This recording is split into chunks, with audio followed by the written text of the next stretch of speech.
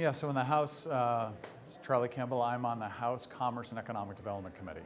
And House members only serve on one committee, and senators serve on two. So we have, I think, 14 committees. And so I've been on that same committee now for 3 years, and this is my 4th year on it.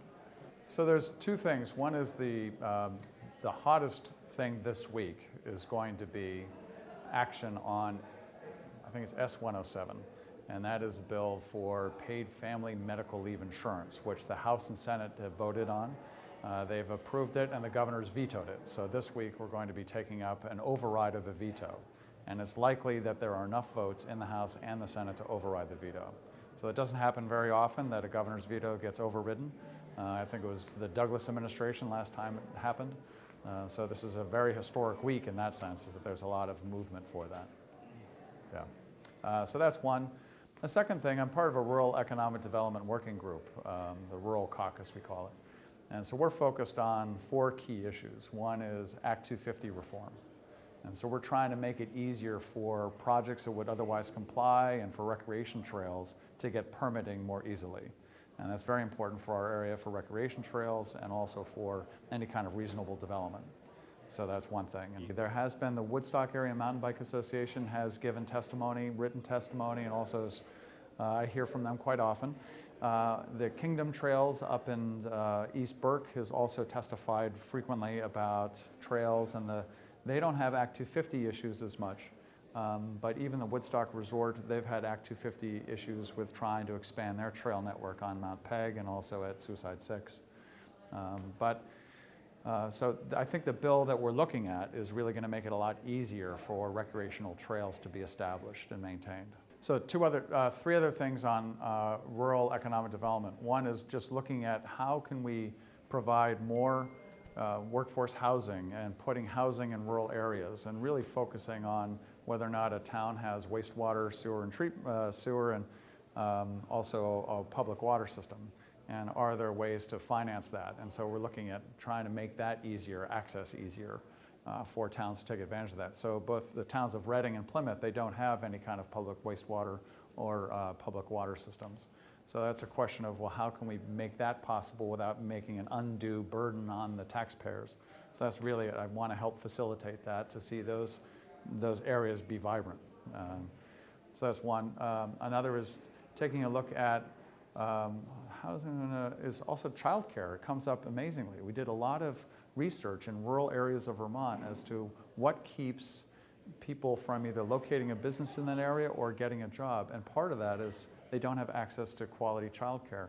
I didn't think that was an issue when I got into the legislature, and I've really recognized that it is.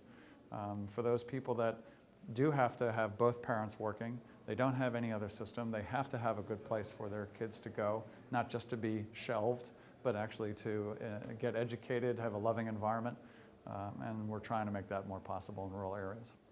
Yeah, there's a few different things for economic. There's it's called H782. It's a bill for, some have called it Community Investment Program, that looks at making it easier to create housing inside of a designated downtown or a village center or a neighborhood area.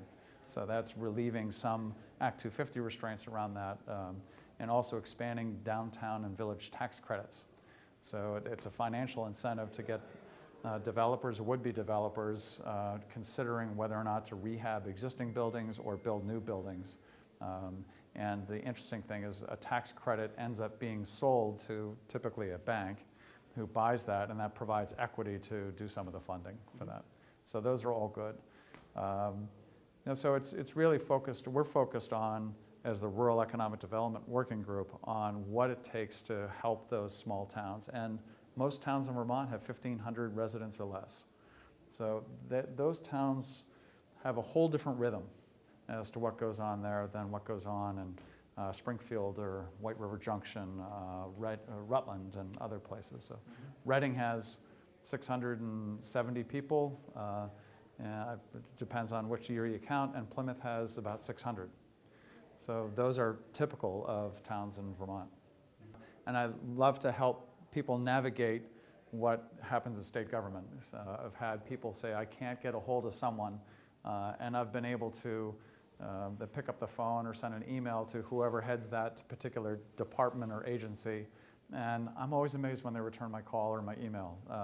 But I can be that conduit to help people with things they're experiencing. I can't lower their tax bill.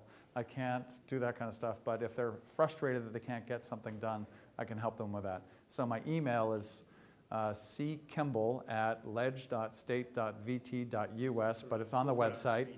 Yep. And my phone number is 802-296-1276. And always call me anytime. Thanks.